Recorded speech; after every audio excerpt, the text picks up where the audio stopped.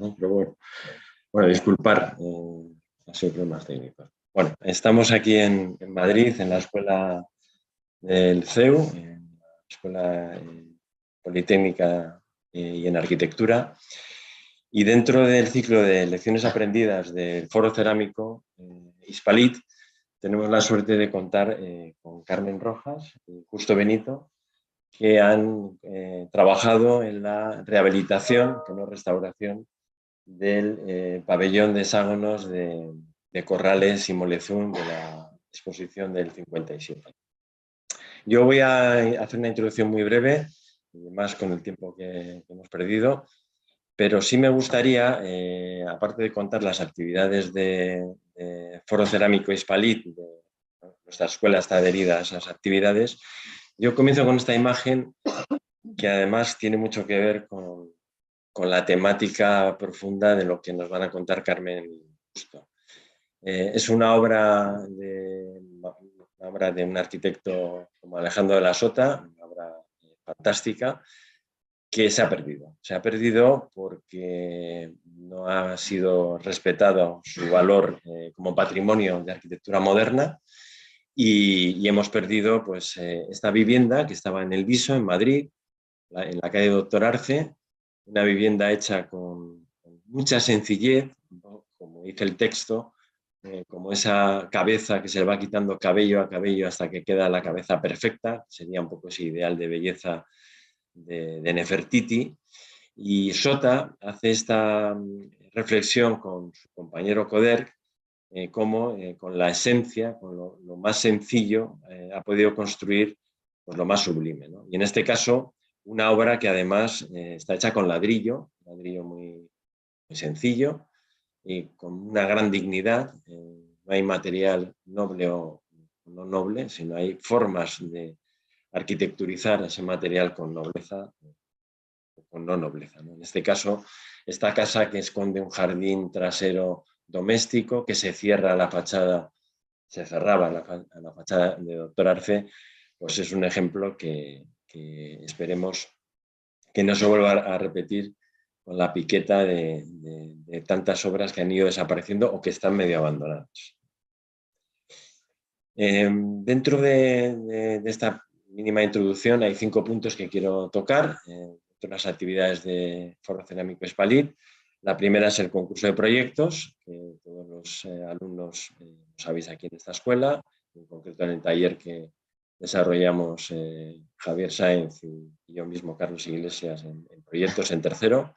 El tema, que es una bodega en Peñafiel, en Valladolid, en el cual hay que pues, tener una sensibilidad también en el uso integral del ladrillo y lo cerámico como componente básico de nuestras propuestas. Hay un premio local en nuestra escuela, luego habrá un premio nacional. Esos datos los tenéis todos accesibles desde la web de Foro Cerámico. Es gratuita la inscripción y todo se hace online. Y en el calendario de fechas, en nuestro caso, en el CEU, en concreto, entregáis el 14 de junio. Nuestros alumnos han hecho el proyecto ya, pero van a tener tiempo, después de acabar el curso que acabáis a final de mayo, de hacer una revisión y completar esos trabajos de cara a conseguir la mayor calidad posible, ¿no?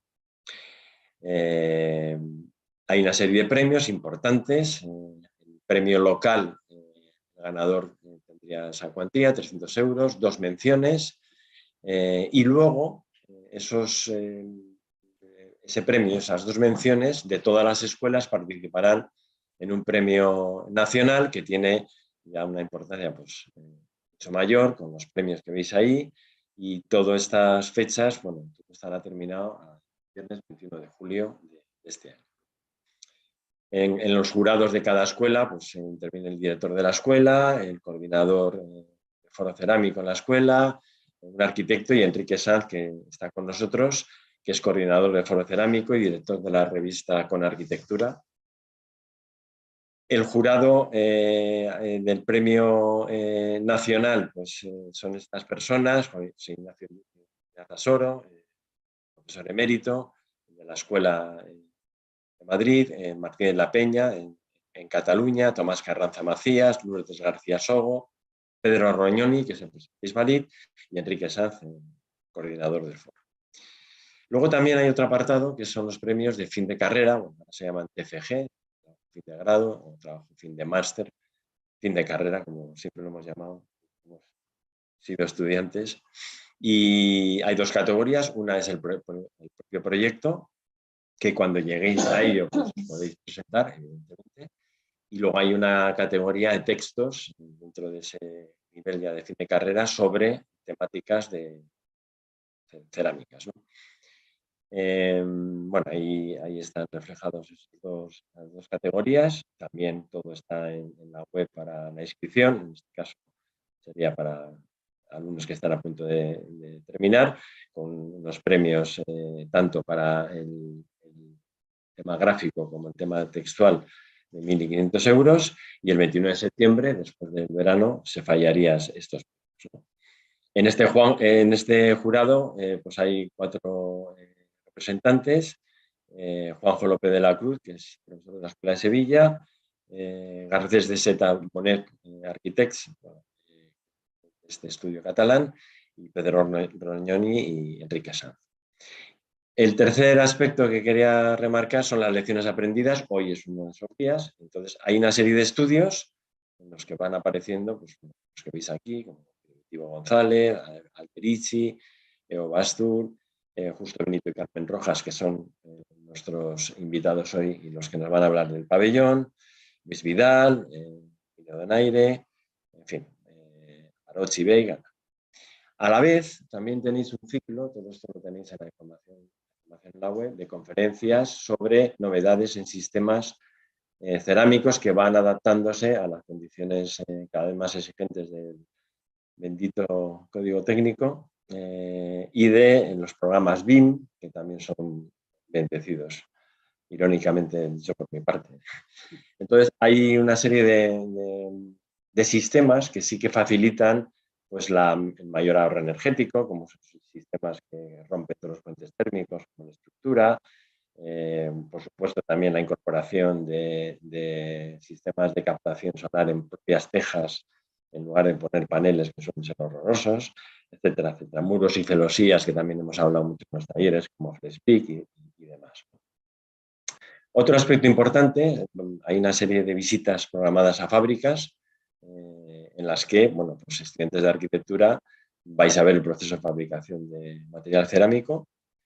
Y luego, bueno, pues todas estas actividades, pues hay una serie de premios presenciales ya en el otoño, se edita un libro digital sobre todas estas actividades y todos los presentados y premiados en distintos premios, y bueno, luego la difusión habitual en redes sociales y demás.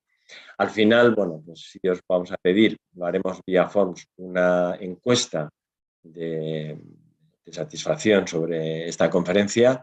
Lo haremos el próximo día en el taller, este jueves, y ahí los alumnos podrán manifestar pues, libremente lo que les ha parecido esta actividad. Bueno, y ahora voy a compartir ya sin más, vamos a pasar a compartir vuestra charla.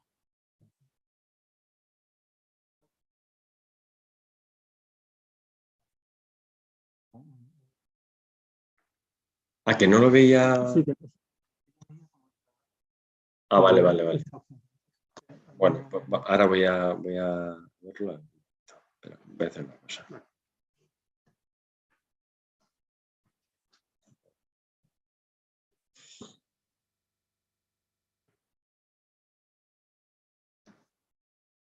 Vamos a ver si...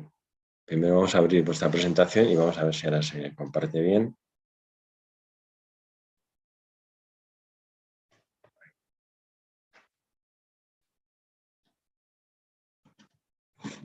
Compartir.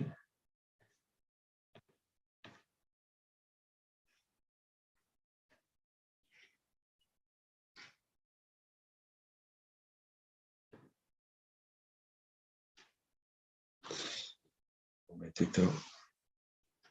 Que está descentrado.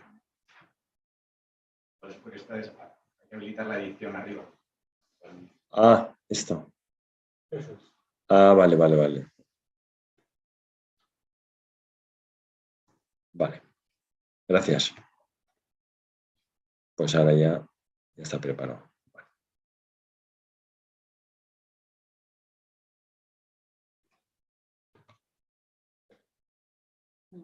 Vale, se ve bien ya, ¿no? ¿Lo ve bien, Valverde? Bueno, pues entonces, vale, pues si queréis,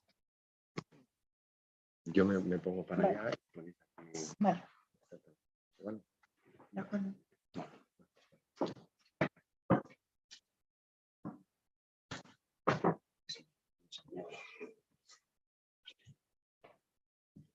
Bueno, sin mayor tardanza vamos a entrar al meollo de la cuestión. Me llamo Carmen Rojas Ferro, soy arquitecto, soy funcionario de origen de la Comunidad de Madrid y del Ayuntamiento de Madrid, y digamos que he dedicado mi vida profesional a cuidar del patrimonio histórico en general, pero también ahora he tenido oportunidad de conservar, de proteger, de poner en valor un patrimonio contemporáneo tan grato y tan impresionante como es el pabellón de Hexágonos. Quiero dar las gracias al Foro Hispalit en primer término por el interés mostrado en la restauración del pabellón, y también a la Universidad del CEU, por esta Escuela de Arquitectura, por también ese interés mostrado en el pabellón. Creo que desde las administraciones hacemos bastante regular el tema de la difusión, ¿no? Estamos incrementando cualquier acción que sea favorable a transmitir el conocimiento que tenemos de las cosas y a transmitir las cosas que hacemos, pero todavía no lo suficiente como para que los ciudadanos, la gente se entere de lo que tiene entre manos. No se ama o no se quiere lo que no se conoce, y esa es una máxima que debemos todos tener. El participar en una recuperación como la del pabellón de Hexágonos, tanto para Justo como para mí, ha sido un privilegio de esas cosas que no esperas ni que te pasen jamás en la vida, ¿no? Bueno, si estamos aquí fue por voluntad de la exalcaldesa Manuela Carmena, que en esa época yo mi trabajo era estar bastante cerca de ella, y bueno, un día me dijo: Carmen, no vamos a esperar a que los ministerios decidan qué es lo que se va a hacer aquí o allí. No sé si esta mujer, influenciada porque casada con un arquitecto, hijo arquitecto, pues tenía también esa sensibilidad más proclive a esta situación. Dijo: hay que hacer algo, tenemos un dinerín, vamos a ver qué hacemos, a ver qué se te ocurre. El a ver qué se te ocurre, pues fue un tema delicado, lo medité bastante. El dinero no estaba directamente en el ayuntamiento, sino estaba en la empresa pública que cuelga del ayuntamiento. El qué hacer, creo que dada la responsabilidad que teníamos frente a este edificio, qué hacer debía de ser una decisión casi compartida por todo aquel que tenga interés y por todo aquel que haya tenido algo de responsabilidad con respecto a la conservación de la arquitectura, a la protección y a la difusión de la misma.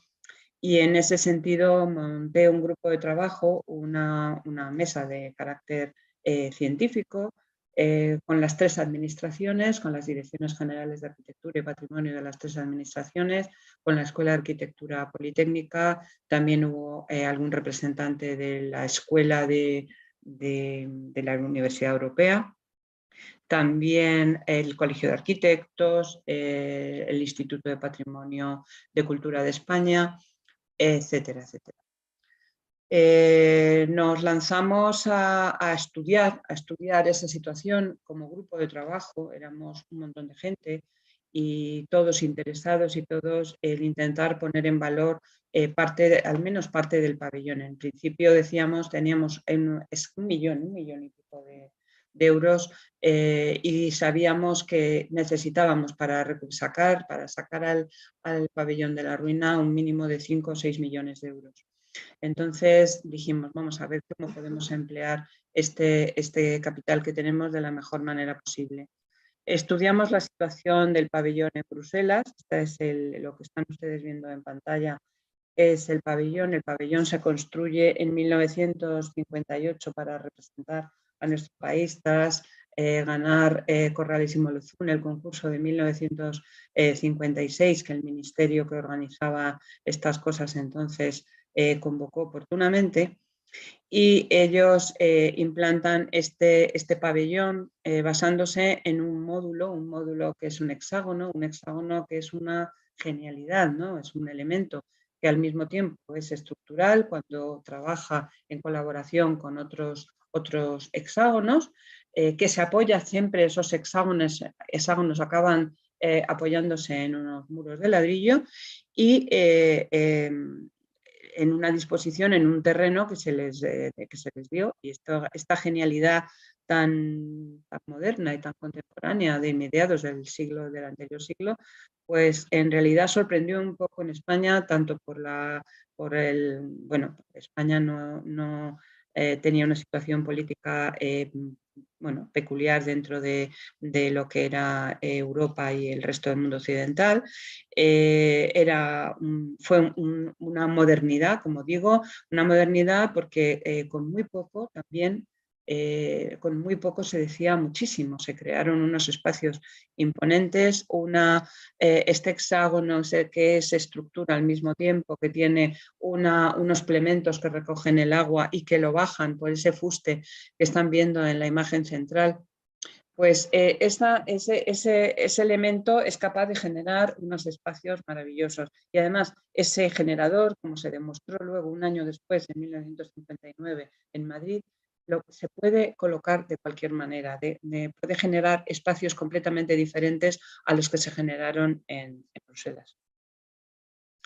Más pabellón de Bruselas, se dice que ganó un premio, que fue premiado el pabellón de España en esa exposición universal, y estas son imágenes del interior de ese pabellón.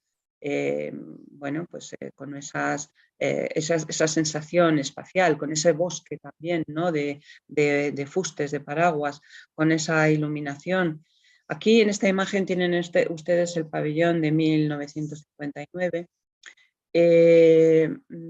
Este pabellón ya no es lo mismo, no tiene la misma estructura espacial. Los espacios que van a formar, que también son de la mano, vienen de la mano de Corrales y Mollezún, son otra historia. ¿Otra historia por qué? Pues porque la parcela que se les da en los recintos feriales de la Casa de Campo es una parcela muy distinta a la que había en Bruselas, topográficamente.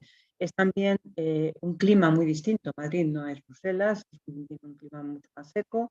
Ellos van originando con esta disposición una serie de patios, de espacios, buscando sombra, buscando esa ventilación que es necesaria. En Madrid es absolutamente necesaria. La única pieza que ellos recrean íntegramente en su dimensión es lo que denominaron salón de actos en algún momento, y que es esa pieza central anchísima, y que en el año 68 Fernández del Amo modifica por un imperativo del Ministerio de Agricultura del momento.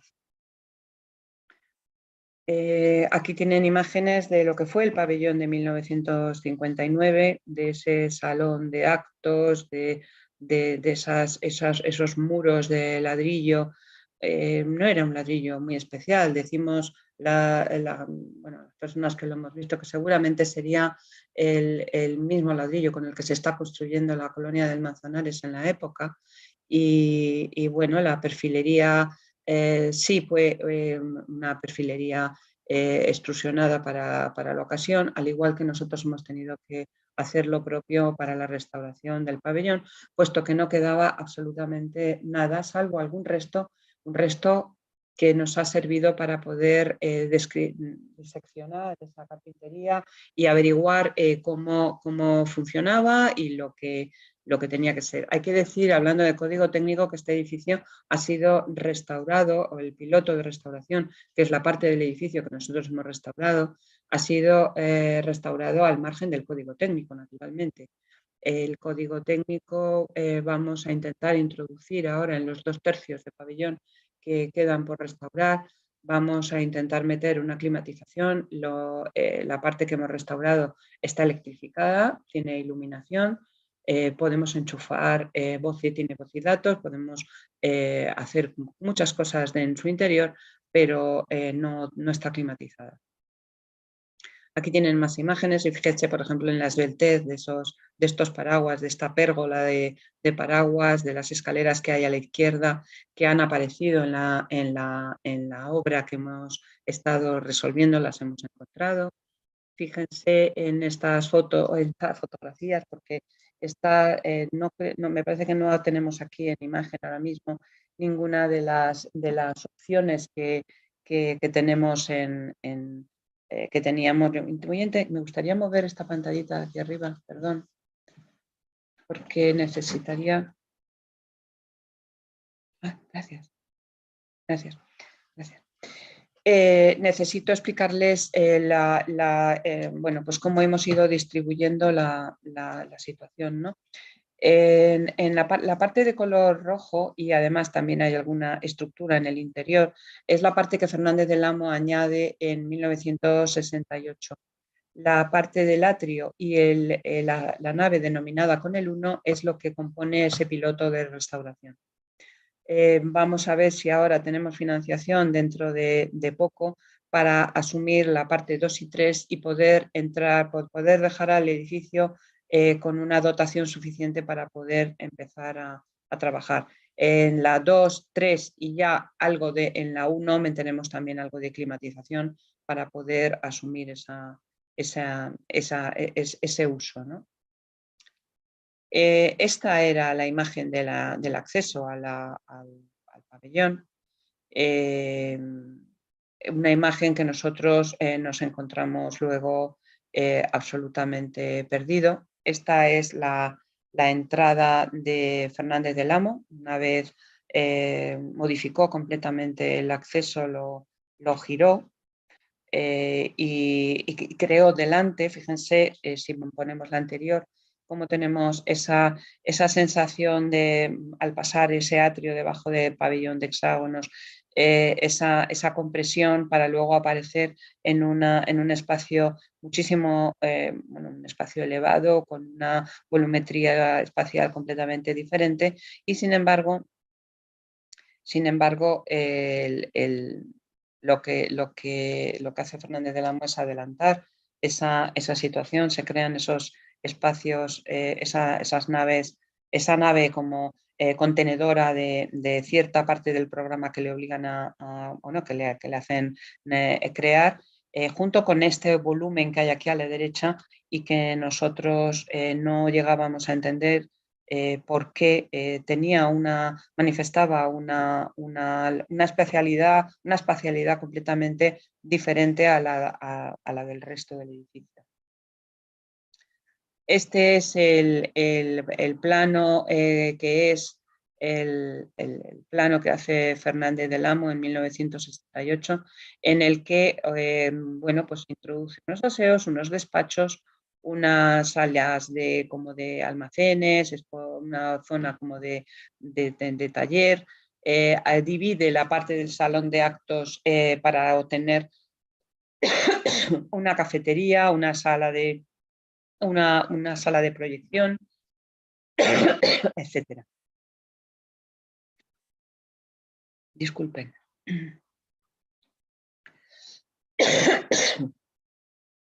Empezamos por alergia. Empezamos por explicarles que lo que nosotros nos encontramos en las visitas previas al pabellón, antes de empezar a tomar decisiones, cuando íbamos juntos, los compañeros de arquitectos, todos nosotros, para ver lo que nos encontrábamos, no nos encontrábamos un pabellón tan despejado como este. Era una auténtica jungla. Era una ruina que las ruinas también tienen su belleza y su obsesión la nuestra, ¿no? Por rescatarlos, pero al mismo tiempo nos quedábamos prendados de la armonía, de ese menos es más, de cómo van trazando estas estructuras, cómo van creando esos espacios con esa luz.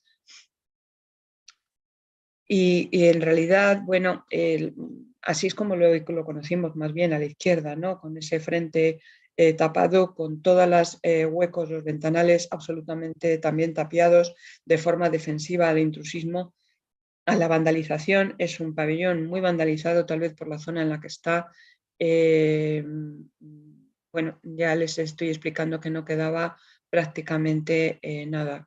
Alguno de los plementos justo tuvo la suerte de subirse en una grúa, ¿no? Para examinar cómo estaban los plementos en un origen, y bueno, decidimos acometer la obra de restauración pues de la mejor manera sobre ese espacio controlado, no haciendo una rehabilitación, sino haciendo una restauración. Es decir, éramos conscientes de que de alguna manera la obra que estamos haciendo en nuestro país no hay mucha práctica de restaurar patrimonio contemporáneo, y podíamos llegar a entender que pudiera convertirse un poco casi en paradigma de lo que puede ser una restauración de un patrimonio contemporáneo. Bueno, partimos, hicimos un documento para poder hacer una licitación pública, un proyecto. Antonio Lopera fue quien firmó el proyecto, y con ese proyecto lanzamos, hicimos una licitación que ganó una empresa que se llama Albaida, y empezamos a trabajar. Y una vez que empezamos a trabajar, pasó exactamente igual que pasa en el patrimonio histórico, y es que los edificios nos cuentan cosas y tenemos que saber escucharlos. Los edificios cuentan mucho de su vida, de su pasado, de quién los ha tocado, de cosas que les han sucedido. Nos fueron hablando de cosas. Nosotros fuimos viendo cómo estaba el saneamiento, viendo cómo estaba la situación estructural de los fustes, de todo, y el edificio nos fue relatando cosas, y nos vimos obligados a cambiar de estrategia como criterio. Decidimos en un momento dado que no íbamos a restaurar la fase de Fernández del Amo, sino que por razones de autoría y por lo tanto, de respeto a los autores del proyecto y de autenticidad, nos íbamos a basar en la restauración del proyecto del año 59, de la obra que se hace en Madrid del pabellón de hexágonos. Entonces, no estamos restaurando Bruselas, estamos restaurando hemos restaurado muchos de los paraguas que estaban en Bruselas y que vinieron íntegramente a Madrid. Pero estamos restaurando la implantación del pabellón en la Casa de Campo. Entonces, en esta zona, en la imagen tienen en azul y los accesos también. Hemos recuperado los accesos con financiación de la Comunidad de Madrid, aquellos que diseñaron Corrales y Molezzón para el pabellón. Bueno, los criterios de intervención, por lo tanto, fueron los establecidos en la mesa, fueron refrendados asimismo por la Comisión Local de Patrimonio Histórico, que ustedes de momento son muy jóvenes, pero ya verán como en cuanto tengan su título y empiecen a trabajar, esta comisión se les va a volver un poco antipática, como se le vuelve a la mayoría de los arquitectos, puesto que es una comisión que tiene mucho que decir en Madrid, es quien lleva la competencia, es una competencia de la Comunidad de Madrid, del establecer comisiones locales de patrimonio, y en Madrid tiene una reunión, una gran comisión que es quien controla lo que se hace dentro del AP001, ¿no? Y en las zonas bienes de interés cultural y sus entornos. Esta zona de Madrid está dentro de la Casa de Campo, es un bien de interés cultural. La Casa de Campo, por lo tanto, es zona protegida, y por lo tanto también, asimismo, la comisión pues, tuvo que refrendar este cambio de criterio por las razones que acabo de comentar. ¿Sigues tú? ¿Pasas tú entonces? Sí. Bueno, vamos a hablar un poquito más en detalle de lo que fue la obra de restauración en sí, entrando un poco en la materialidad y en los procesos. Y bueno, veremos algún día, aunque podremos estar aquí horas y horas hablando de todas las sorpresas que nos hemos encontrado y de los hallazgos ya de origen constructivos de los arquitectos, pero bueno, haremos un vistazo rápido, yo creo que sugerente. Bueno, lo primero que quería comentaros es hasta qué punto conocéis a Corrales y Molezzún y a toda esa generación de arquitectos de la España de ese momento, que yo creo que no estamos siendo conscientes de ese momento, de esa España y de lo que supuso este edificio en el año 58. O sea, llevar este proyecto de esta modernidad a Bruselas, a la primera exposición universal después de la Segunda Guerra Mundial, que era como una especie de puesta de largo internacional, y la España de ese momento, con esas condiciones y con ese hermetismo, lanza este pabellón ultramoderno, sorprendió a todos. En aquella exposición había obras de Le Corbusier, había pabellones de Jean Prouvé, magníficos, por cierto, que vino a Madrid ese pabellón de Jean Prouvé, lo digo como una pincelada de arquitectura perdida, también se perdió, o sea, arquitectura moderna que se pierde, ¿no? Y ya no es no tener sensibilidad para restaurarla, es para mantenerla. Bueno, simplemente os invito a que investiguéis esa época, yo creo que gloriosa, esos años magníficos de una generación de arquitectos irrepetible. Bueno, pues esperemos que se repita en algún momento. Lo digo porque también este edificio es paradigma de una manera de entender la arquitectura, porque es un edificio ingenioso, artesanal, lleno de encuentros y de ideas brillantes y que se ejecutaron. O sea, no se quedaron en el papel, tuvieron el coraje, no sé si tendrían 30 y pocos años cuando ganaron el concurso, de ir a Bruselas a construir allí, en Bruselas, con las constructoras de allí, ahora os cuento una anécdota de la obra, hacer este pabellón, que fue una sorpresa espacial. Bueno, yo creo que es un referente desde entonces que todos teníamos o sea, por lo menos mi generación en la escuela, conocíamos mucho el pabellón, pensamos hasta que se había perdido y resulta que estaba en la casa de campo, aplastado por el tiempo y el abandono totalmente. Y bueno, yo creo que ahora tenéis vosotros una oportunidad única de visitarlo y de verlo, de poder vivir en su espacio. Vamos a ver un poco la materialidad. Antes de que pases antes de pasar la diapositiva, fijaros lo que os estaba contando. En esa sección podéis ver las cartelas que sustentan la perfilería, que a su vez va a contener los elementos que van a desaguar, van a una cazoleta y por el interior del fuste baja el agua, va a una cimentación arqueta, que es pues también es muy ingenioso, y ya de la arqueta pasamos a evacuar al sistema de evacuación del agua. Pero es que aquí veis en qué consiste la genialidad de esta... Que fue la idea del proyecto original. Sí. Ganaron con el concurso, pedía un pabellón desmontable. O sea, desde el propio concurso estaba la voluntad de que luego viniera a España. Y ellos propusieron este esquema modular con la trama hexagonal, que se repite, que yo creo que fue el hallazgo que lo resolvía todo con el elemento estructural. Pasa un momento al anterior, claro. Ellos lo que diseñan no es un edificio, bueno, es un edificio, claro, pero es un sistema, por decir un edificio, un sistema con unas leyes propias que se basan en la definición de la estructura. Esa estructura, con las variaciones que ahora veremos, generan cambios de altura que hace que la luz entre de una manera o de otra.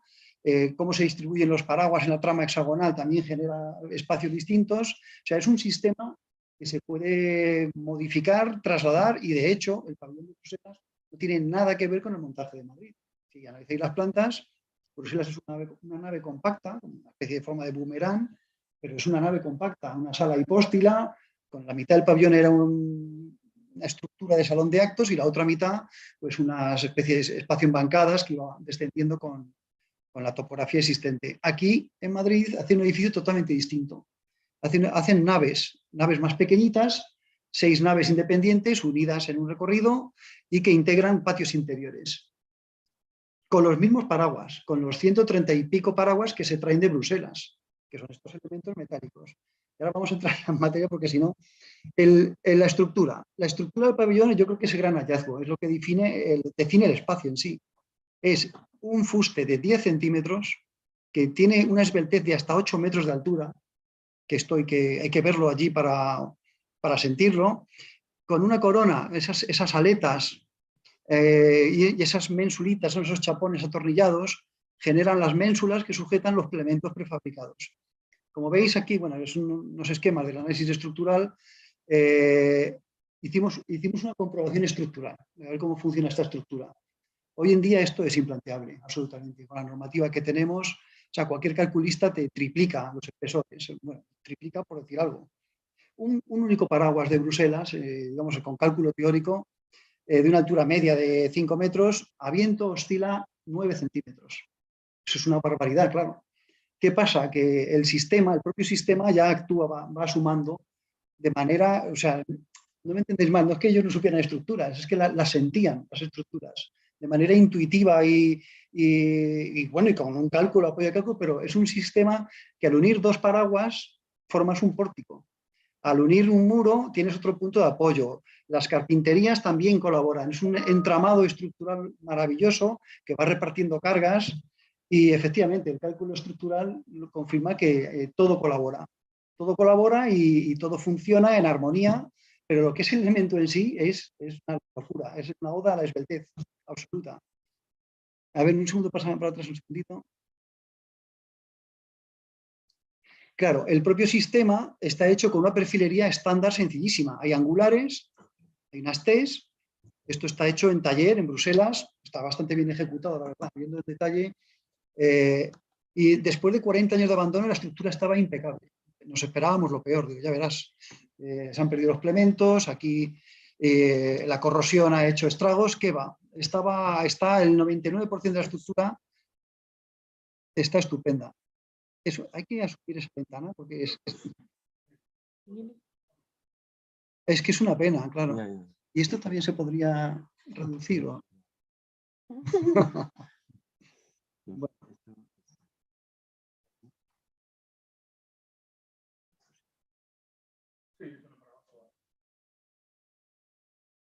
Bueno, más o menos. Bueno, simplemente quería indicaros, si veis las fotos de detalle, pues que todo se resuelve de una manera sencilla, directa y artesanal. Tornillería, pletinas, angulares estandarizados. Con esto consiguen una estructura realmente singular. Esta pieza de aquí abajo, esa cazoleta de recogida de aguas. Claro, los plementos vierten a esa cazoleta, que es una cazoleta de chapa plegada sin más, que vierte el agua directamente al fuste.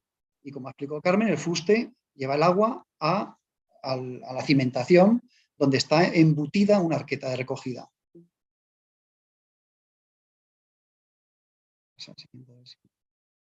¿No? ¿Algo hemos hecho?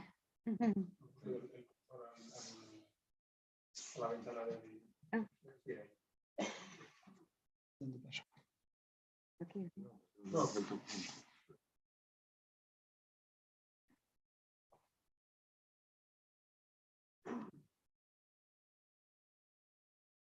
Ahora, la cimentación. Claro, como decía Carmen, ¿cómo empleamos ese millón escaso para acometer? Lo que sí que hemos hecho ha sido revisar el 100% de la estructura, para tener un diagnóstico real de cómo estaba. Y hemos descubierto todas las bases, todas las placas de cimentación de todos los pilares. Estos pilares vinieron de Bruselas, 130 estructuras con unas dimensiones determinadas. Aquí se adaptaron muchas alturas.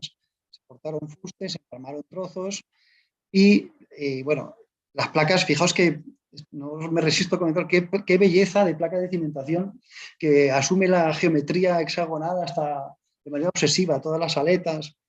En Madrid también, digo ya de pasada, ahora entraremos también. En Madrid el montaje es muy distinto al de Bruselas, es un poco más tosco, hay que reconocerlo. Fue un montaje, bueno, en Bruselas las arquetas de cimentación eran prefabricadas. Arquetas de hormigón prefabricadas que tenían, digamos, la estructura emboladilla. Bueno, la estructura se encajaba con doble tuerca sobre unas varillas. Aquí, en cambio, se hace una cimentación en masa con una arqueta que veis ahí, intuís ahí, encofrada con 4 tableros, resuelta, pero bueno, y digamos que el proceso de nivelación en Madrid no fue tan preciso. Ahí hemos encontrado deformaciones, todo tipo de angustias de obra que aparecen con el tiempo. Pasa a la siguiente. Aquí no había otra en la restauración que eliminar los plementos originales y dejar descubierta la estructura para diagnosticar su estado, para medir espesores, para corregir lo que hubiera que corregir. Ya os comento que el 99% está en perfecto estado. Con la estructura descubierta hemos hecho un sistema, bueno, un sistema de protección. Bueno, a ver, la estructura vino con la pintura de Bruselas, aquí en Madrid se minió y se volvió a repintar con otros colores distintos. De lo que hemos hecho ha sido, bueno, chorrear la estructura, ir a la base y recuperar el color de Madrid. Código técnico. A ver, esto es con respecto a la estructura.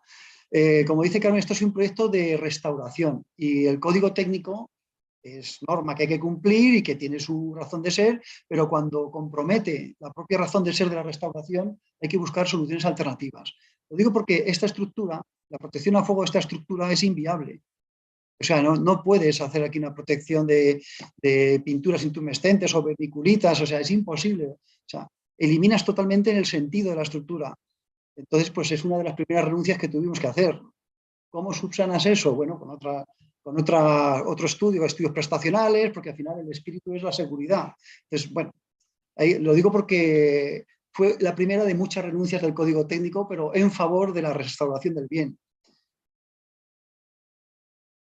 Aquí veis la estructura, ya está con la protección y la primera capa de pintura, todas las cazoletas se restauraron. Y sobre la estructura, otro elemento, los plementos, esto es importante. Claro, ellos eran un sistema de montaje rápido para la Expo de Bruselas, ligero. En Bruselas había unos paneles prefabricados que evidentemente no se trajeron a Madrid. Y en Madrid, como era un edificio permanente, cambiaron algunas de las soluciones constructivas. En concreto, los plementos. En Madrid hicieron unos plementos de hormigón celular caseros, encofrados, pues bueno, con unos moldes, con esas varillas que veis abajo, que es un acero sin corrugar, unas varillas que parten de los vértices, y funcionaron mal desde el principio. Bueno, mal, tenían su limitación. Un hormigón celular sin mucho control, con un espesor de 7 centímetros, enseguida empezaron a fisurarse, algunos están más o menos bien, pero otros fueron, digamos, el punto débil. ¿Qué hemos hecho en la restauración? Claro, nosotros tendríamos que mantener la materialidad en lo posible. Entonces, manteniendo su naturaleza pétrea, hemos buscado un sistema de hormigón aligerado con GRC. Hemos hecho un sándwich de GRC que mantiene el mismo color, la misma materialidad. Incorporamos un aislamiento, que eso es una mejora importante, y multiplicamos por 5 la resistencia. O sea, esta cubierta ha mejorado muchísimo, manteniendo exactamente el mismo peso del plemento. El plemento pesa unos 60 kilos más o menos. Y aquí, por ejemplo, sí el código técnico sí que ha sido posible encuadrarlo con dignidad. Bueno, este es el espíritu del paraguas, o sea, elementos prefabricados que aquí veis que los estamos instalando con unas cadenitas, dejamos unas esferas embutidas en la masa del hormigón y bueno, pues es un montaje sencillo como el de época. Si veis fotos de época del montaje, que no se pueden enseñar ahora con las medidas de seguridad y salud, que es un andamio precario con 2 personas subiendo como pueden a mano un plemento, pero bueno, que es manejable, que es un sistema abarcable, 60 kilos, 50 se pueden manejar. Aquí veis la configuración de los plementos, que luego por encima va la capa de impermeabilización. Pues no la hemos puesto. Bueno, sobre ese plemento originalmente había una impermeabilización muy precaria con las patentes del momento, con una especie de cartón con brea, una lámina muy primitiva que estaba totalmente cuarteada y habían sí, había todo tipo de... Estaba la historia de la impermeabilización ahí encima, o sea, capas y capas de membranas autoprotegidas, un desastre. Estaban todos los fustes anegados, totalmente colapsados por el detritus de toda esa lámina. Nosotros hemos hecho una proyección de poliurea, pensamos que era el material más interesante, es una capa de unos milímetros que funciona perfectamente y aguanta cualquier tipo de inclemencia, es elástica, o sea, se adapta al plemento. Lo hemos resuelto, yo creo que es otra de las mejoras importantes. A ver, pavimentos, suelos. El pabellón en Madrid claramente es de ladrillo. O sea, en Bruselas no es que no fuera de ladrillo, pero no estaba tan presente. Los muros del pabellón de Bruselas eran muros de medio pie, que este es otro capítulo que también hay que hablar. Imaginarse muros de 7 metros de altura de medio pie. Es una esbeltez implanteable prácticamente. O sea, lo que pasa es que, como veis aquí, los muros siempre están siguiendo la trama hexagonal como un plano plegado Aquí en esta sala que vemos hay 3 planos formando esa especie de exedra, que es un sistema autoportante, pero en Madrid duplican el espesor de los muros a un pie. Son 2 medios pies paralelos grapados con unas varillas muy sencillos. Entonces el ladrillo en Madrid se ve al interior. En Bruselas el interior estaba forrado pues, de un acabado de yeso con unos listones horizontales de madera. Se colgaban los paneles. Si buscáis fotos de época veréis que el interior era muy distinto. En Madrid usan el ladrillo de manera sistemática, tanto al exterior como al interior, como en los pavimentos. Estos pavimentos son, bueno, no sé si hablar del ladrillo, a ver, pasa al siguiente, a ver si tengo. Sí, pasa al anterior, perdona. A ver, en Madrid hay 2 tipos de ladrillo, los de los muros y los de los pavimentos del suelo. Los muros son, como ha comentado Carmen antes, un ladrillo macizo bastante precario, el ladrillo de la época, que estaba maltratado en el pabellón, estaba también ejecutado de manera muy irregular, estaba fresado, o sea, estaba al interior totalmente, había perdido, pues, no sé, con el intento de limpiar, de limpiar las pintadas, la bandización, en alguna etapa se ha fresado. Conseguir hoy un ladrillo así, y ahora que está aquí Enrique, que estuvo en obra intentando echarnos una mano, fue imposible. O sea, primero, no se fabrica un ladrillo tan malo, es imposible. O sea, vas con este ladrillo a un fabricante y él se niega a hacerlo, evidentemente. Cocientes irregulares, lo teníamos fresado, entonces, bueno, fue una de las búsquedas más dolorosas de la restauración. Al final encontramos un ladrillo macizo, combinando 2 tonos, pues yo creo que ahora veis una foto, 3 tonos, no recuerdo. Bueno, se consiguió integrar más o menos, y en el suelo, en cambio, había un ladrillo perforado, que este sí que es más común. En este caso encontramos un ladrillo bastante similar. Los suelos en Madrid se hacen así, en 2 alturas, veis que hay unas mesetitas. Todo el proyecto en Madrid se divide en espacios de transición y espacios de exposición. Estas mesetitas sobrelevadas, un peldaño, son los espacios de exposición. Lo que hemos hecho en la restauración es todo el ladrillo reutilizable, original, lo hemos situado en las mesetas de exposición. Y todo el pavimento de la zona de transición es nuevo. Entre otras cosas porque hemos tenido que renovar todas las instalaciones, la red de saneamiento, etcétera, etcétera. Una cosa que sí quería comentar es que, bueno, nuestra intervención es de restauración, evidentemente, pero es una intervención contemporánea, de ahí que hayamos añadido detalles de tecnología contemporánea. El tema del GRC en los plementos, hemos hecho arquetas registrables, es decir, que ya no lo vamos a dejar para siempre oculto, sino que si hay algún problema, esas tapas se puedan inspeccionar. Yo creo que es fundamental el facilitar la vida al pabellón, pero también a la gente que trabaja en mantenimiento, para poder obtener más años de durabilidad para las cosas. Entonces, sí hemos introducido pequeñas mejoras, pequeñas variaciones que nuestra tecnología nos permite.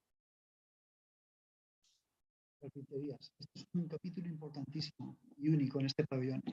Las carpinterías del pabellón eran de aluminio y en el año 58 era el material de moda.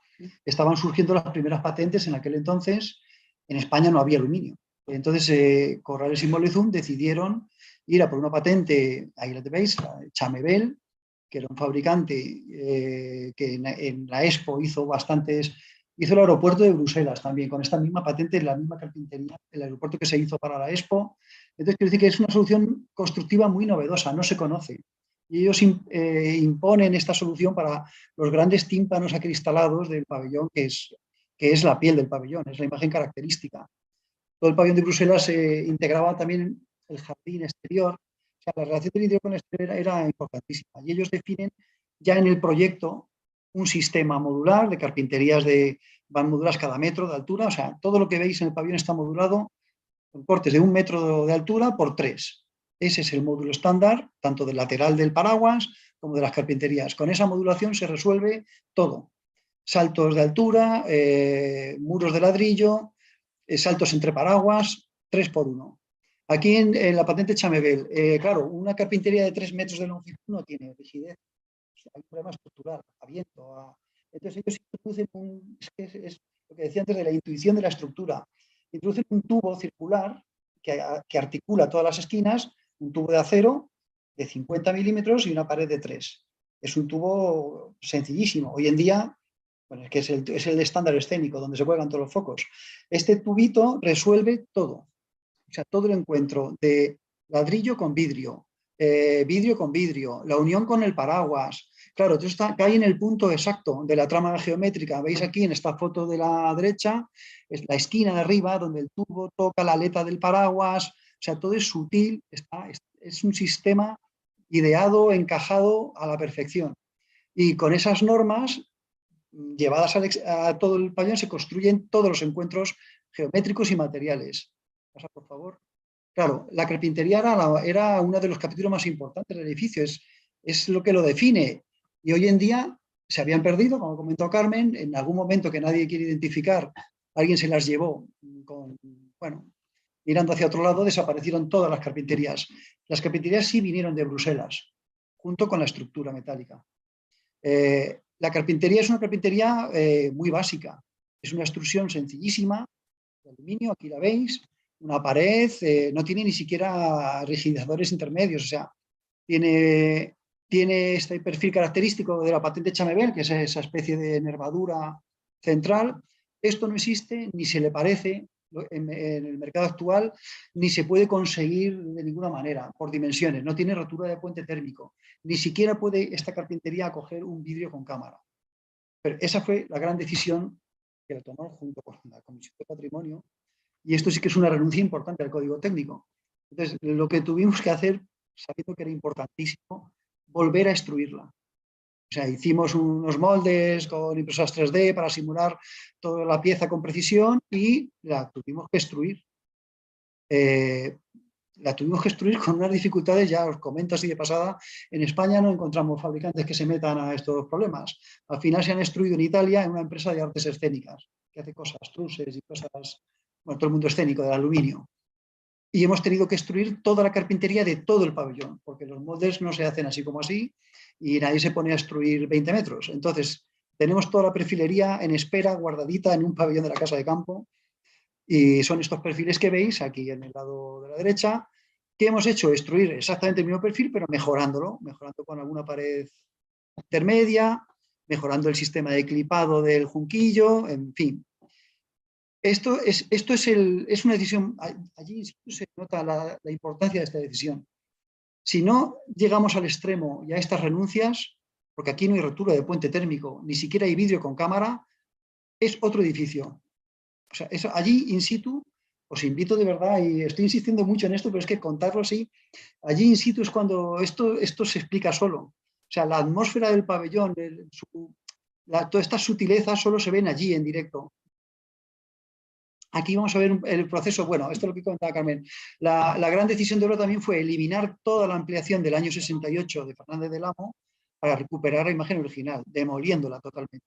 Se ha documentado, por supuesto, y tenía una intervención con interés, tenía valor, pero claro, enmascaraba tanto la entrada original que no había manera de conciliarlo. Entonces, este es un proceso de esa fase de obra en el acceso principal, que es lo que se puede ver hoy en día. Pasa, Carmen.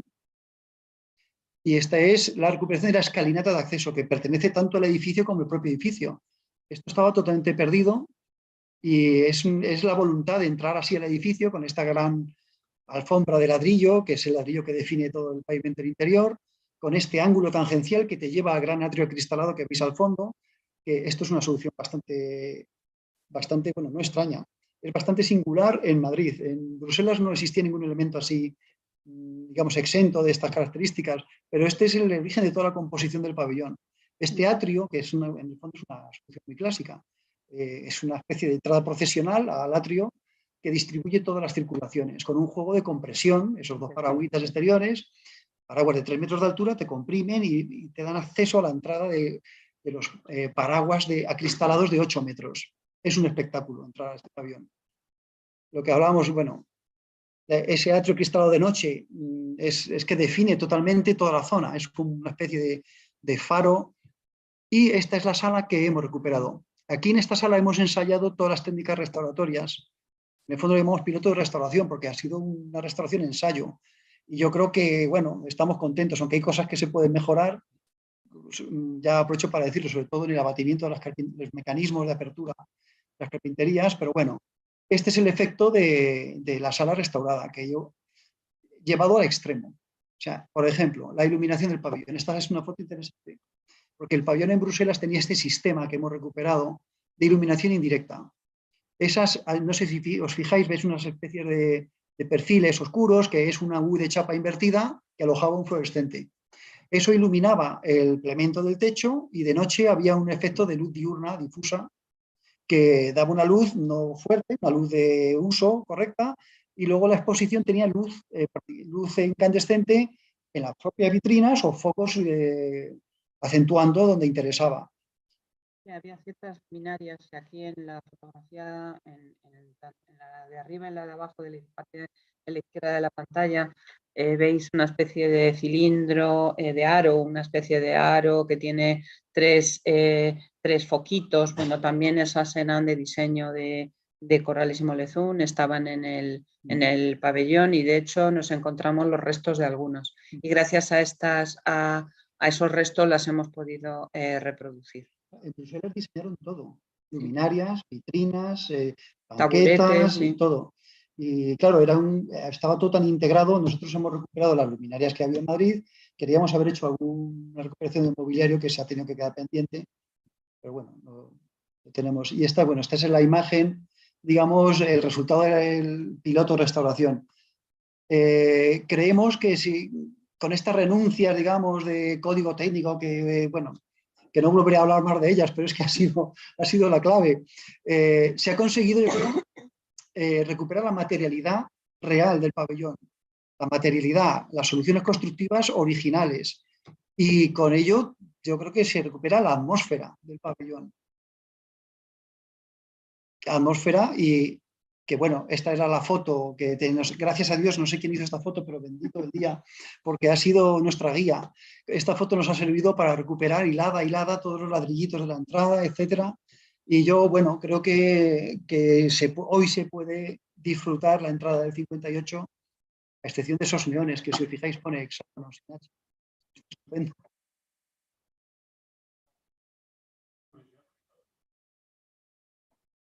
Está admitido por la Real Academia. Está admitido. Sí, sí. Bueno, son los neones que será la guinda. Cuando se termine la restauración estaría bien culminar con esos neones. Bueno, pues hemos llegado al final. No sé si tenéis alguna pregunta o algo que queráis. Bueno.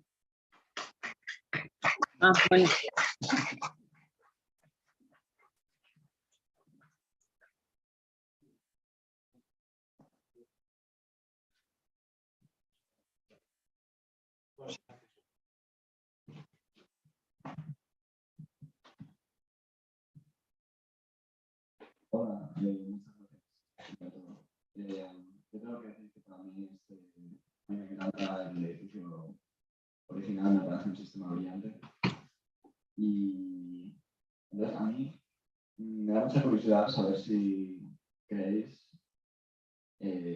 por su localización y por cómo ha sido tratado, si realmente hay un buen futuro para este edificio.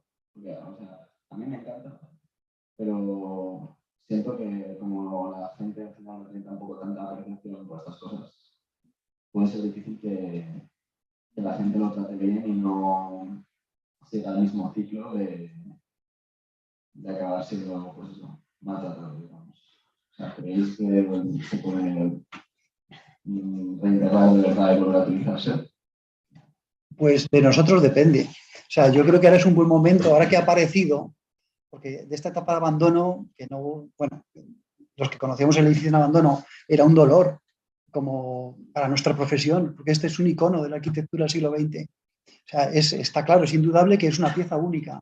Ahora que hemos dado el primer paso, yo creo que está en nuestra mano y los estudiantes tenéis mucho que decir aquí también, en hacerlo vuestro y en proponer y en estar...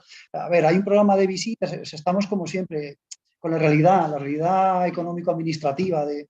Está en la Casa de Campo. La Casa de Campo es el sitio que es, está mejorando, poco a poco van cambiando zonas, está en un sector especialmente deprimido que también está cambiando, alrededor se han restaurado unos cuantos pabellones, pero aquello un miércoles a las 11 de la mañana sigue siendo un sitio, bueno, hay que cambiar eso, hay que cambiar el contexto, pero al margen de que el edificio se defienda o no de su mala ubicación, yo creo que los arquitectos y tenemos que tener claro que esto para nosotros es muy importante. El Colegio de Arquitectos está implicadísimo, todo el que lo ve está implicadísimo, pero no hay que cesar en recordárnoslo, en organizar lo que haya que organizar. Por eso yo estoy obsesionado con organizar visitas, venir a verlo, por favor. O sea, yo creo que es un problema de responsabilidad compartida. En general tenemos una actitud demasiado pasiva hacia todo lo que es de todos. O sea, el español y especialmente el madrileño no siente como suyo todo lo que está en el espacio público. No sé por qué razón, pero así es. Yo creo que solo los que trabajamos hacemos servicio público tenemos un poquito de esa conciencia, ¿no? Entonces, eso debíamos de ser capaces de transmitirlo y de compartir esa responsabilidad. En la medida en la que podamos, no, a veces hacen falta presupuestos de verdad, a veces hacen falta ideas cómo se puede usar, qué vamos a hacer con este edificio. Lo vamos a dedicar, o sea, una de las preocupaciones de los primeros días que empezamos la obra es, oye, ¿qué va a pasar ahora? Debemos adscribirlo a alguna unidad permanente del ayuntamiento. Se me ocurrió que podía ser el Museo de Arte Contemporáneo del ayuntamiento y que esto empezara a funcionar como satélite de ese museo. Nunca nunca ha pasado esto, a pesar de que así lo hicimos. Dijimos, pues qué bien que el Museo de Arte Contemporáneo se implicó, etcétera, etcétera. Pero es que hemos llegado a la conclusión de que esto tiene que ser para la arquitectura.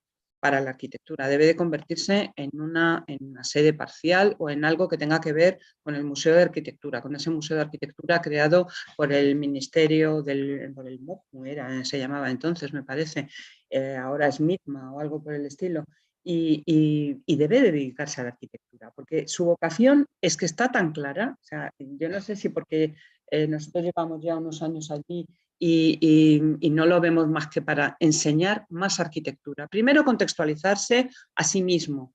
El pabellón debe de contextualizarse dentro de la obra de Corrales y Mollezún, pero también dentro de la arquitectura de su momento, ¿no? De la arquitectura de su época, dentro de la casa de campo, mostrar lo que fue Bruselas, etcétera, etcétera.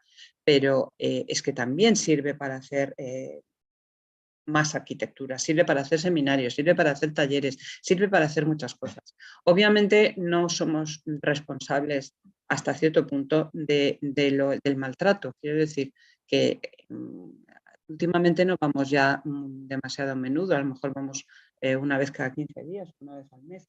Y yo siempre que entro siempre veo alguna nueva firmón de estos, un garabato o lo que sea, incluso en la parte del piloto de restauración, no en el interior, pero sí en el exterior. Es decir, la administración debe de poner medios, debemos educar también en ese gusto por lo que es de todos, en las piezas que son fundamentales para nuestra historia patrimonial, para la historia de nuestra cultura, y eso es un problema de todos. No sé qué más alguien...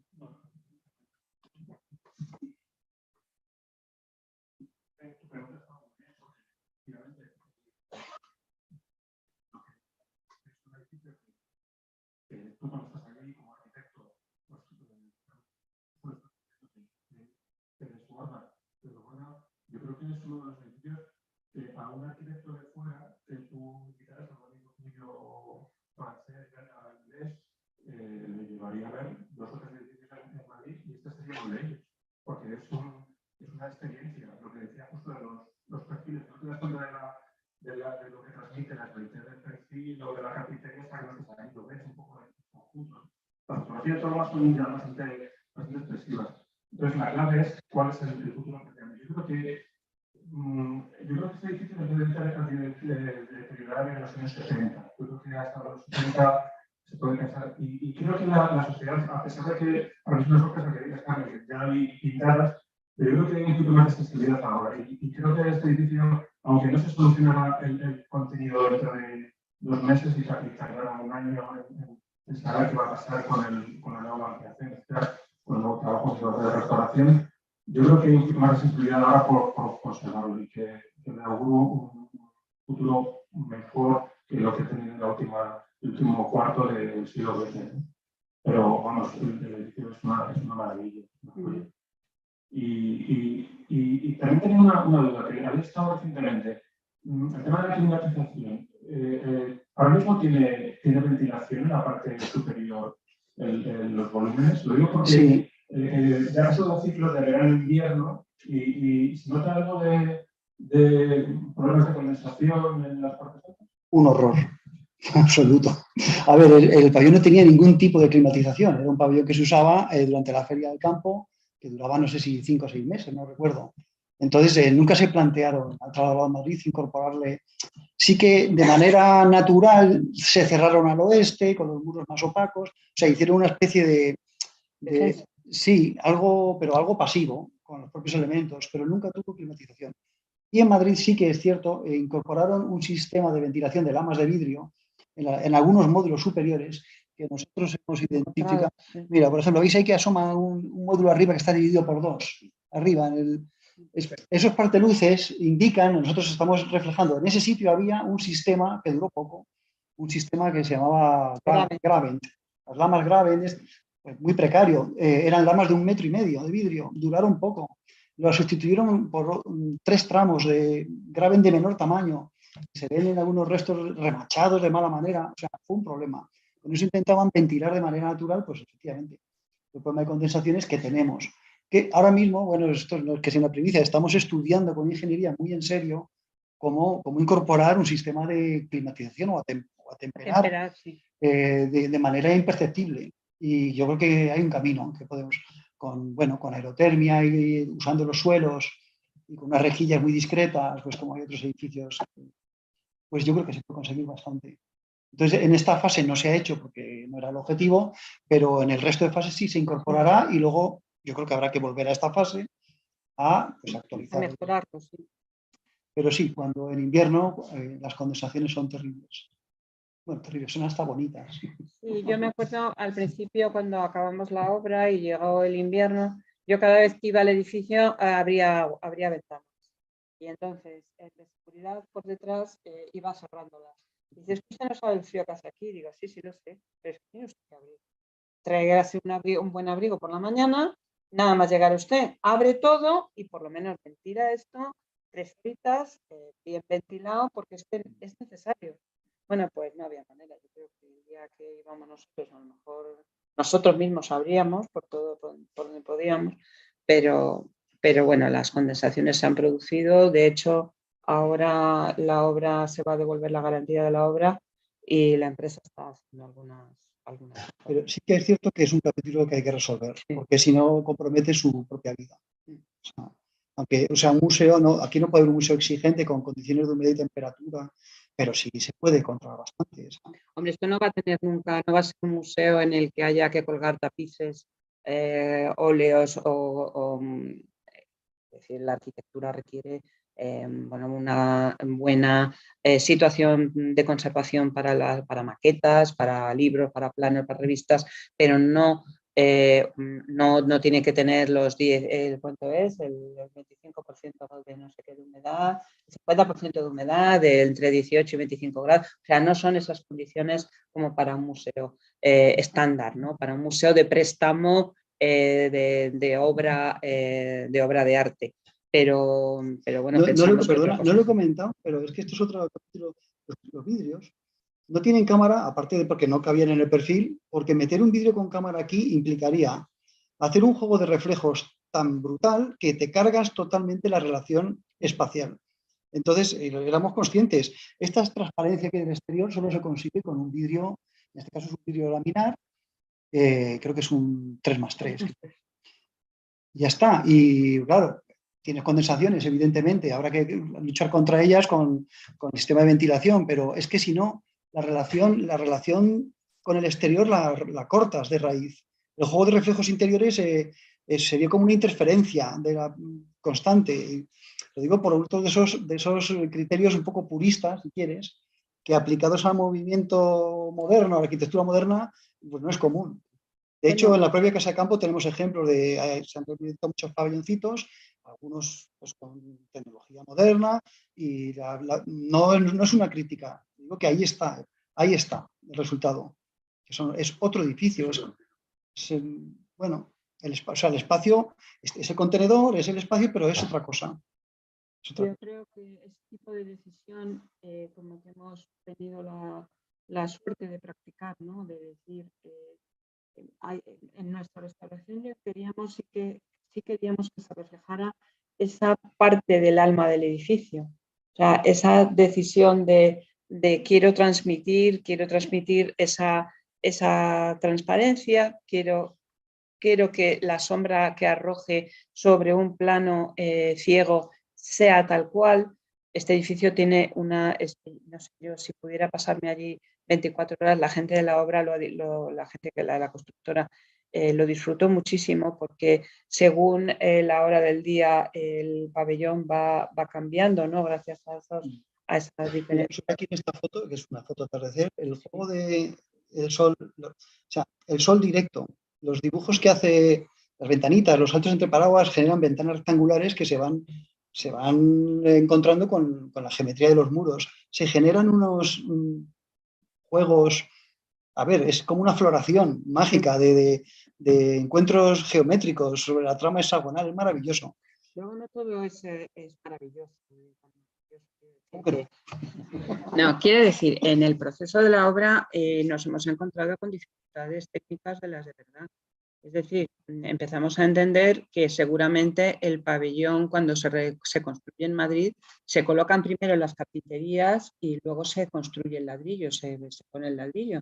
Porque nosotros que hemos tenido que hacer la operación inversa, nos hemos encontrado con unos descuadres del ladrillo impresionantes, pero vamos, que sabemos nosotros dónde está y la gente cuando va a verlo, nosotros no decimos nada, ¿no? Pero a nada que haya un ojo un poquito espabilado, pues se dará cuenta que hemos tenido que hacer algunas ñapas para poder encajar las cosas. Esto a veces nos entristecía, pero por otro lado también pues, nos hace ver ese escuchar también al edificio, mira cómo lo que me ha pasado, cómo he tenido que estar, cómo hicieron en realidad para poderme construir, etcétera. Un hecho que estemos haciendo cualquier intervención en un edificio que no es nuestro, siempre debemos de estar atentos, ¿no? Sea tenga 2 siglos, tenga 3 o tenga 60 años como este. Una última anécdota, perdona que no puedo evitarlo. Sobre la dificultad, esto es un proyecto teórico, geométrico perfecto, una trama hexagonal en el papel es perfecta, pero replantea esto en una parcela inclinada con unas encinas. Hay muchos errores de planteo y hemos descubierto en obra puntos que Corrales y Morenzón tuvieron que sufrir. Era un poco enternecedor imaginarte, Dios mío, cuando llegaron aquí. O sea, y cómo resolvían de manera magistral los errores de replanteo. De hecho, están localizados en un punto, empiezan a replantear y cuando llegan a la otra crujía, el topógrafo se ha ido 23 centímetros. Pues, o sea, lo resuelven en el punto exacto, ni te enteras.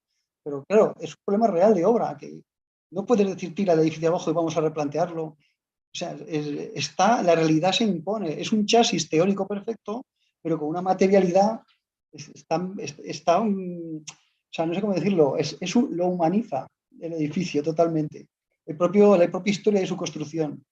Tal vez hemos hecho mucho hincapié en la pérdida, o sea, o en la demolición de la zona de Fernández del Amo, que con todo el respeto hacia la obra de Fernández del Amo, que fue también un muy buen arquitecto, interviene en el pabellón 10 años después de que los autores lo monten, de una forma que seguramente nosotros hoy en día no haríamos igual, ¿no? Nos pide un ministerio o el ayuntamiento de turno que introduzcamos un determinado programa porque sí, y no sé, nosotros seguramente no hubiéramos utilizado el mismo sistema que ellos, ¿no? Hubiéramos hecho algo más neutro, cerquita de donde, exento obviamente del edificio, pero cerca, algo muy neutro, que se notara que lo acabamos de hacer y ahí meteríamos esa función que se nos exige.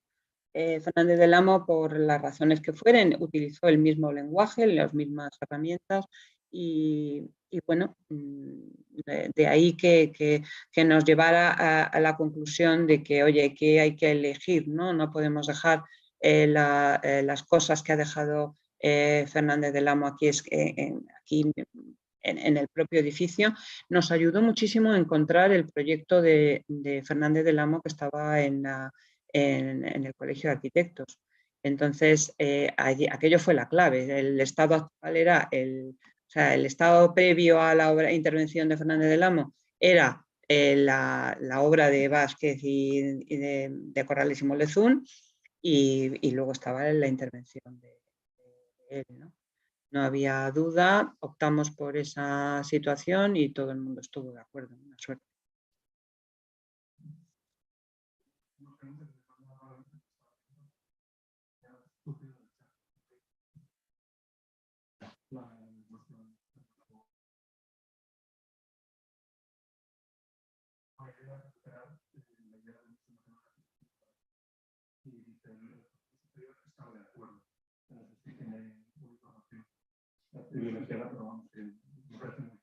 Y luego dice, bueno, si la visita al edificio, cualquier arquitecto que haya asistido a estas charlas, yo creo que tiene la necesidad de verlo. Y lo que necesita es así directamente que es propiedad del Estado, de la Comunidad de Madrid o del Ayuntamiento. Es propiedad del Ayuntamiento. Es propiedad del Ayuntamiento. Todos los edificios que están en los recintos feriales son propiedad del Ayuntamiento, salvo algunos que están concesionados. No, propiedades todos son del Ayuntamiento porque la Casa de Campo es del Ayuntamiento. Fue en origen del Estado, quiero decir. Una de las cuestiones que hemos comentado, a pesar de esa voluntad y de que ahora mismo el gobierno del Estado, toda la parte del MITMA, están enamorados del edificio, porque yo creo que cuando lo han visitado han sido sinceros y han mostrado esa pasión también por recuperar el edificio. Sin embargo, bueno, pues la solicitud del 1,5% la rechazaron en virtud de que no habíamos sido capaces de acreditar la propiedad del edificio. Esto, no sé, es como una especie de, no sé, una luz de gas, o es que no sé cómo expresarlo. Es un poquito raro, ¿no? Porque si no es del Ayuntamiento, ¿de quién es? Será del Estado en todo caso. O sea, fue el Estado quien se lo cedió al Ayuntamiento a principios de los años 70, en el 75 me parece que fue. Entonces, es propiedad del Ayuntamiento. El Ayuntamiento es quien tiene a cargo el papel de ponerlo en valor, en cualquier caso de darle un uso, pero el Ayuntamiento, me consta que distintos equipos de gobierno, y hablábamos hace un rato, ¿no? Este tema de hexágonos, al igual que otros, es un tema blanco para políticamente hablando, ¿no? Quiero decir que nadie va a hacer, ningún partido va a hacer guerra con este tema, ¿no? Porque todos ven bien que se recupere, todos ven bien que se ponga en uso, al menos de la parte política de los grupos políticos del Pleno del Ayuntamiento. Yo creo que a todos los niveles, quiero decir, pesa más la belleza del pabellón, su significado, lo que para la cultura que nos puede aportar, ¿no? Quiero decir, no estamos acostumbrados a tener del siglo XX piezas hay muchísimas muy, muy bonitas, muy interesantes, pero que haya llegado a nuestras manos esta posibilidad de poderlo poner en valor, pues no es tan frecuente, ¿no? Entonces yo creo que eso pesa mucho y no me imagino ningún equipo de gobierno echándose para atrás.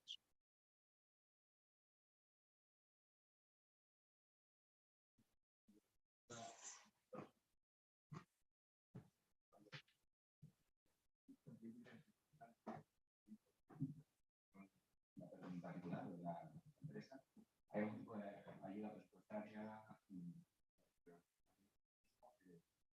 que el ayuntamiento se dio a sí mismo o se tienen que hacer algunas instituciones. Sí, sí, te entiendo perfectamente. Vamos a ver, el ayuntamiento, que yo sepa, da ciertas subvenciones y ciertas ayudas a la rehabilitación. No formo parte de los equipos de trabajo que llevan estas subvenciones, pero sí me consta que las hay. Hay que estar atentos a las convocatorias, presentar los papeles bien. Si es un edificio con una protección urbanística especial, tienes que tener el acuerdo de comunidades de propietarios, de la comunidad de propietarios. Estos tienen que facilitar desde las declaraciones de la renta. O sea, yo te cuento de oído lo que sé porque no estoy directamente en eso, pero sí existen ciertas ayudas. Cuando un edificio es público, como ocurre en este caso, ¿no? Es un edificio público, pues es desde lo público, es desde donde se ejecuta un determinado tipo de intervención. Entonces, sí, depende del proyecto, depende de lo que queramos hacer, tendremos que desde extruir carpinterías a buscar los ladrillos, a encargarnos de todo el proyecto, de todo lo que requiera la actuación.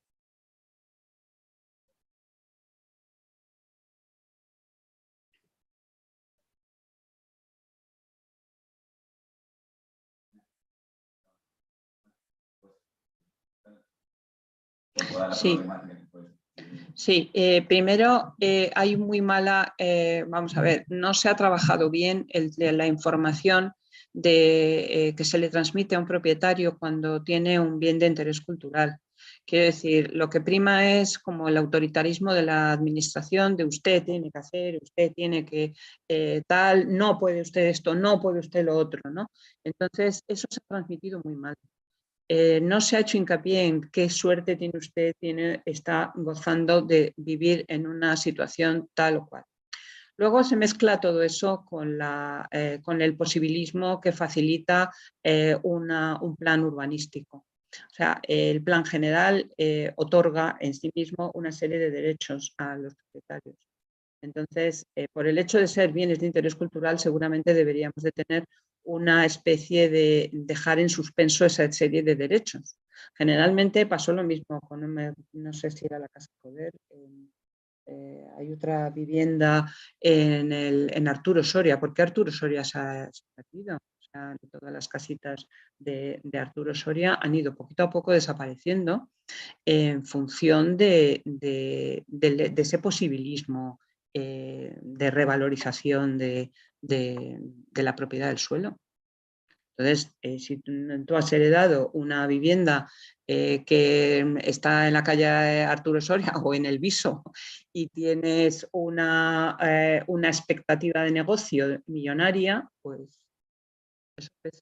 Generalmente, si se hubiera trabajado previamente, y esto es muy fácil de decir, pero requiere mucho tiempo de hablar, de gestionar, de hablar con unos, con otros, pero si llegásemos a un planteamiento serio de, oye, es que además los bienes de interés cultural, los bienes singulares o los bienes susceptibles de serlo, de tener un significado cultural importante para nuestra sociedad, deberíamos de verlo y ver cómo ayudar al propietario en cuestión oye, podemos hacer una pequeña fundación o una pequeña algo para que, no sé, un uso con una subvención pública para que ese objeto no se pierda.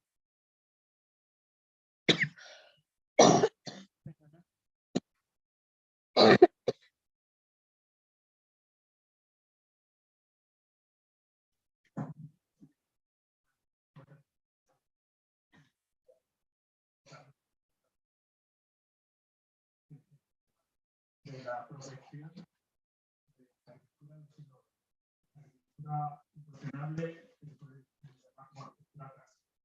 ¿cuál es la figura que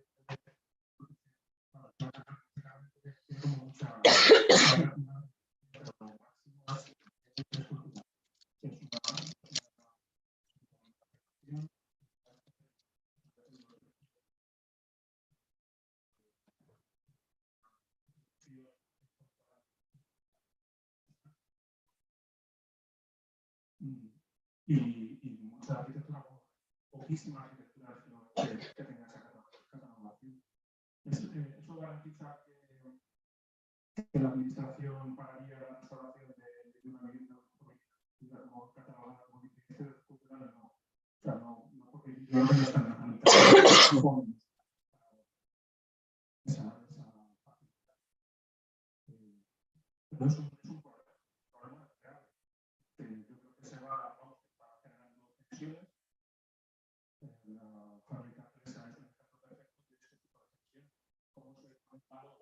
obra, que puede tener interés en uso público de poder rehabilitar o hacer un proyecto nuevo y no alterar el carácter que tiene ahora. Esa posible es un buen ejemplo y esa restauración es un buen ejemplo. Está justo de comparar, ¿no? Pero en todo caso es una parte claramente que no, yo creo que no hay solución así a corto plazo. No, yo creo que además es un problema grave, socialmente hablando también, el reaprovechamiento de esos grandes espacios. Antes lo hablábamos con Tabacalera, ¿no? Tabacalera es otro ejemplo, son edificios que tienen que están adscritos a lo público, en este caso Tabacalera es del Estado, y que también tenemos que entender que las administraciones no pueden con todo. Yo creo que hay que trabajar más también en la línea de la cogestión público-privada para poder dar camino, dar salida a este tipo de grandes contenedores y que merecen el que sigan perteneciendo al patrimonio cultural nuestro, ¿no? Y no perderlos o mal venderlos o mal gestionarlos. No sé, yo creo que no hay una solución. Yo creo que en el ayuntamiento hay cierta también preocupación por cómo se está gestionando el tema de Clesa, por ejemplo. No hay una satisfacción relativa a qué va a pasar con eso. No sé, es un tema, como dice Enrique, muy complicado y que requiere muchas ideas, muchas nuevas ideas.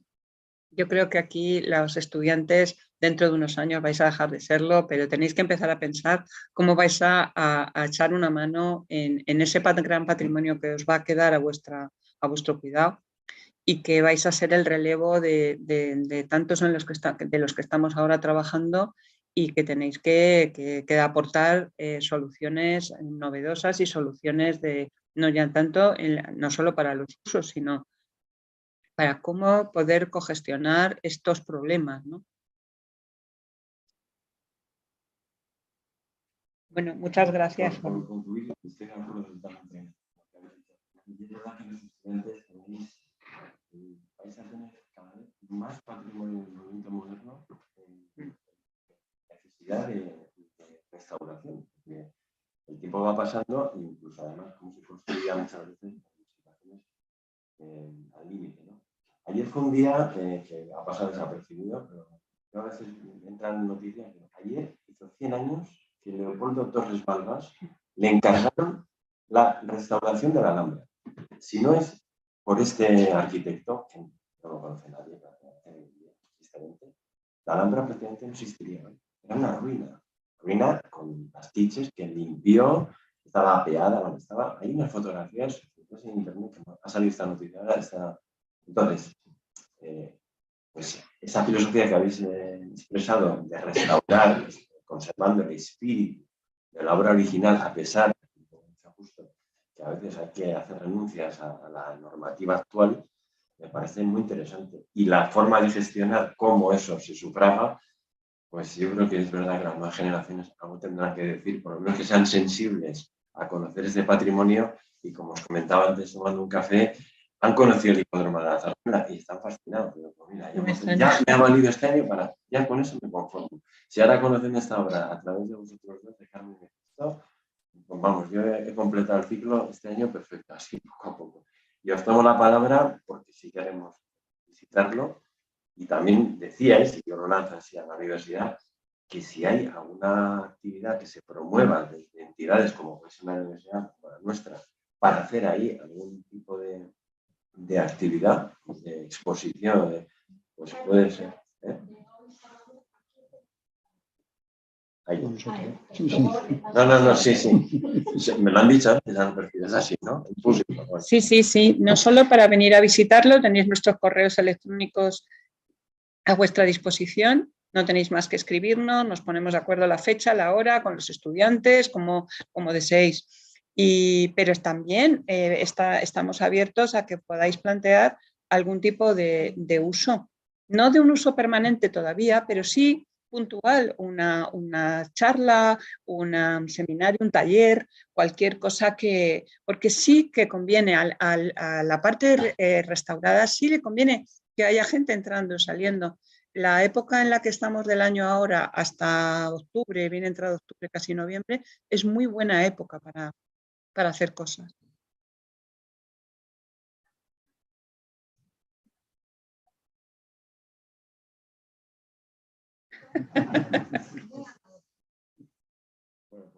Gracias a vosotros. Muchas gracias.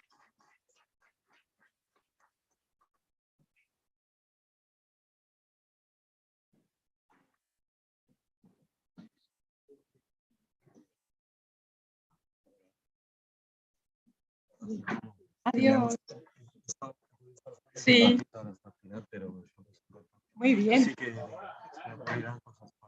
Pues seguro que sí. Venga, venga.